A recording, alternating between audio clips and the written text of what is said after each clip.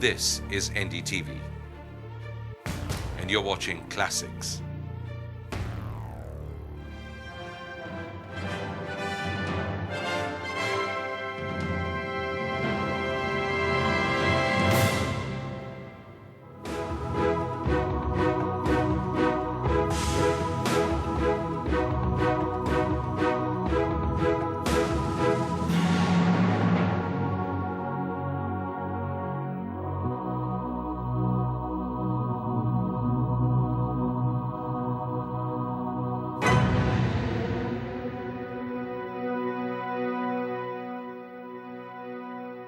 Hello and welcome to our election special on Jammu and Kashmir.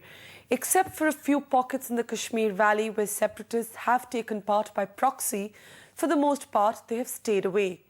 How does this affect the election campaign? Well, as we discovered, it's a campaign of contradictions. People who may support the separatist cause are also ready to vote on the everyday issues that shape their lives. The breathtakingly beautiful mountain town of Gulmarg is for the rest of India perhaps the most identifiable place in the Kashmir Valley. Back in the years when the shadow of violence was still to leave its trail here, this was everyone's dream destination. With the world's highest golf course, a premier winter ski resort and picture postcard beauty.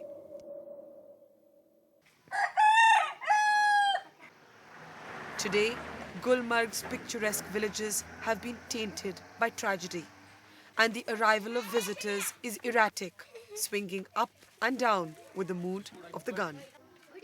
What does an election mean to the people here, who have watched their land transform unrecognizably? And of course, the moot question remains: will people vote or stay away?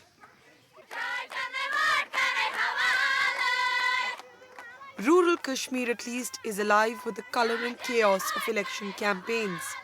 And for the ruling National Conference, Gulmarg is a prestige battleground. Chief Minister Farooq Abdullah's younger brother, Dr. Mustafa Kamal, is the candidate. A soft-spoken, somewhat reticent man, a perfect foil, some would say, to his more flamboyant sibling. In many ways, his is the reputation of the proverbial good doctor, a man who has actually nurtured his constituency. This dispensary turned district hospital, for example, many say would never have come into being had it not been for his personal interest. देखिए, इनको 9 साल हो गए minister, तो यहाँ इन्होंने बहुत अच्छे काम किए हैं। हर गांव में इन्होंने रोड दिया है, और यहाँ देखिए आपने खुद ही देखा, यहाँ हॉस्पिटल ये भी इन्होंने दिया है। तो इसी तरह से गुलमर्ग में इन्होंने बड़े काम किए हैं। धोबीवान में आपने देखा होगा, वहाँ एक इंस्टीट्यूट इन्होंने दिया। तो इस तरह से मतलब बहुत काम किए इन्होंने।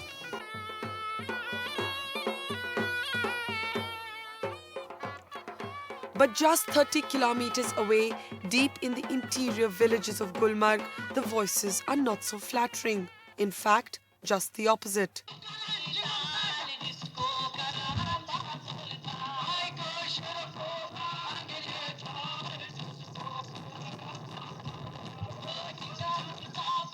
This is the remote village of Hariwatnu, also the native village of the National Conference's main rival, a man called Ghulam Hassan Mir. To get to the village means a rough ride on a bumpy, dusty track. For at least a 5-kilometer stretch, maybe more, there is simply no Pakka road. An issue we will discover can evoke almost as emotional a response among the people as the question of Azadi can. Mir is a candidate for Mehbooba Mufti's People's Democratic Party, a party drawing surprisingly good numbers across the valley. Will these crowds translate into votes? It's too early to tell, but certainly it's as if a carnival has come to town.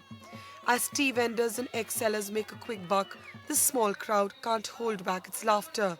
And the butt of the joke is not so much Mustafa Kamal as much as his brother Farooq Abdullah. The dance on the stage, a mock imitation of the present Chief Minister. जब तक शेख अब्दुल्ला खुद था, हम लोगों ने vote दिया, यहाँ मुसीबत दूर हो गया कुछ। जब से उसका बेटा आया, उसका नाम बोलते हैं हम लोग डिस्को। डिस्को? डिस्को। ऐसा क्यों? वो डिस्को कर रहा है कभी कभी। जब से वो डिस्को आया, उसने हमारा बर्बादी किया, अपना खानदान अच्छा बनाया। देखो उनकी माँ भी था, उनकी बाप भी था, उसका बेटा भी, चचेरा भी, पफेरा भी। और मैंने कल सुना है कि उसका बेटे का बेटा हुआ, उसने भी फार्म भरा है। उसका मतलब है अपना खानदान, गरीबों को कोई नहीं पूछता है। And so a campaign that the world expected would essentially be a heated political debate on the future of Kashmir has instead whittled down in many places to simple basics. दूसरी बात, यहाँ पर नेशनल कॉन्फ्रेंस ने ये कह रखा है कि हम तरक्की के नाम पर वोट मांगेंगे। तरक्की आया है, इस रोड से चलिए। ये रोड 1972 में बनी हुई है और अब तक ये टार्ड रोड भी था, लेकिन आज इसकी हालत देखिए। ये चंदीलोरा टू कलांतरा रोड, इसकी हालत देखिए क्या डेवलपमेंट हो गई है।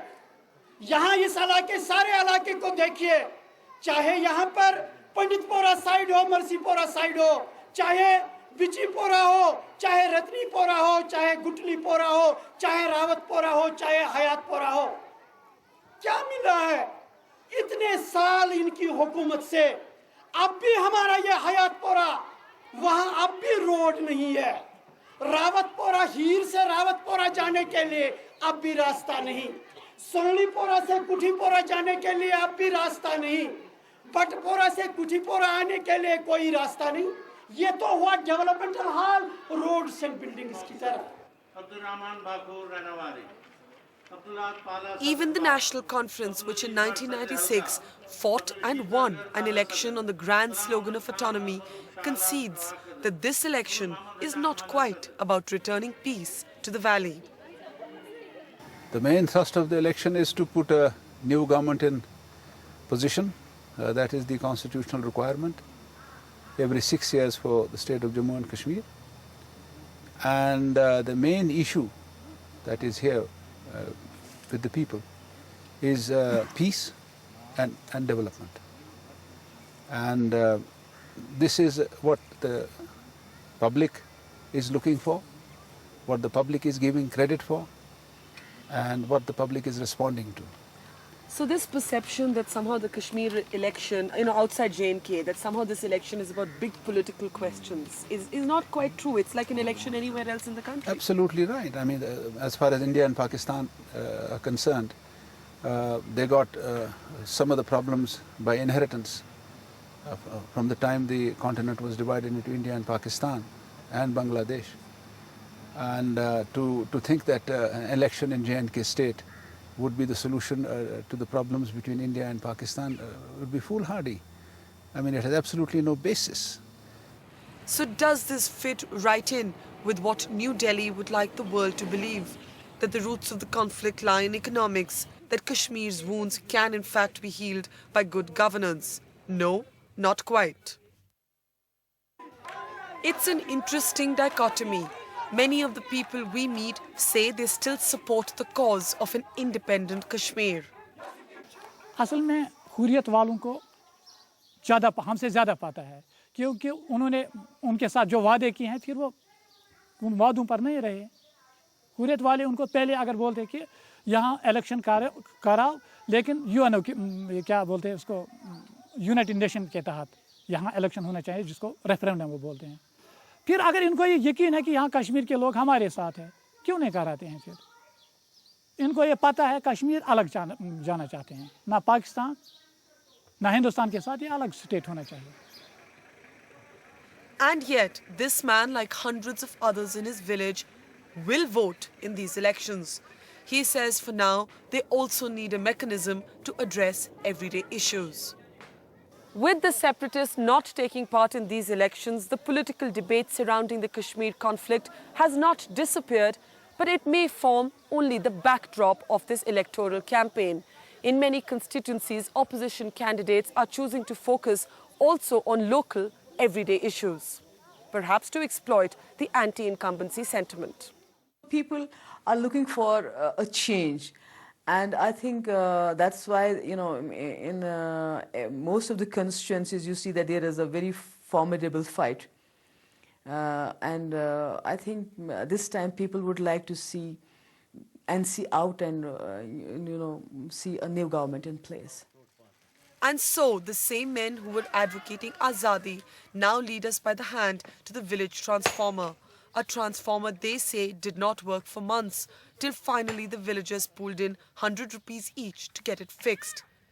This is what dominates their lives these days, but they have equally strong views on what they say is the government's unfair policy towards the separatists. जैसे कि ट्रांसफार्मर का भी बोला भी इसने, जो हमारे दूसरे मोहल्ले में दूसरा ट्रांसफार्मर है, 3 साल लगातार continue 3 winters we have no electricity, about 4 months. जैसे कि हमारा रमज़ान टाइम होता है, उसके लिए बहुत इंपॉर्टेंस होती है, हमारी लाइट होनी चाहिए, कुछ होना चाहिए, गर्म पानी होना चाहिए, वैसे तो उस उन्हीं 3 विंटरों में मैंने कभी पावर नहीं देखा। जैसे लोग कहते हैं या हुर्रियत वाले कहते हैं कि डेवलपमेंट इशू नहीं है, कश्मीर का जो मसला है या आज़ादी है वो इशू है, तो इस पे आप क्या कहेंगे? मेरे हिसाब से बहुत मसले हैं, वो मसला भी है और ये मसला भी है, तो उस मसले को मेरे हिसाब से उनको तीनों को मिलके बैठ के बात करनी है, जैसे पाकिस्तान, हुर्रियत और Hindustan. The gondola cable car is the National Conference's proudest achievement in Gulmarg. At a height of 3,000 meters, it's a majestic ride over the mountains, but also an attempt to fight back and carry on through the violence that has threatened to crush the region. Now, at this time, the local tourist, that is the internal tourism from Srinagar, from Sopore, from Baramulla, from Anantnag, now the figure has reached on one particular day over 1 lakh of people have visited Gulmarg. So, and with the gondola cable car that gives them a joyride, though it is meant for promoting winter tourism, that has further attracted the local crowd. So that another aspect has also provided livelihood to thousands of people of this area. Before the advent of the cable car, Gulmarg's ponywalas were the only way to clamber up these mountains. Now hundreds of them say they have been stripped of their livelihood and the coming elections mean little for them. मैं आपसे ये अर्ज़ करूँगा कि इस elections का मैं ये आपको बताऊँगा कि मुझे कोई समझ नहीं आता। हम लोग को इसका फ़ायदा होगा, फ़ायदा उन लोगों को होगा कि जो लोग बैठे हैं, जिनको फ़ायदा बना है और बना है। यहाँ कौन मरता है? गरीब मरता है। जो लोग इलेक्शन कर रहे हैं या करवा रहे हैं या जो आपने लीडर्स लोग हैं, वो लंदन में वो लाइटिंग भी जाएंगे तो प्रोडक्शन है। यहाँ हमारे को उसका हम लोग को खुदा की प्रोडक्शन है और भगवान के बिना और कौन है हमारा?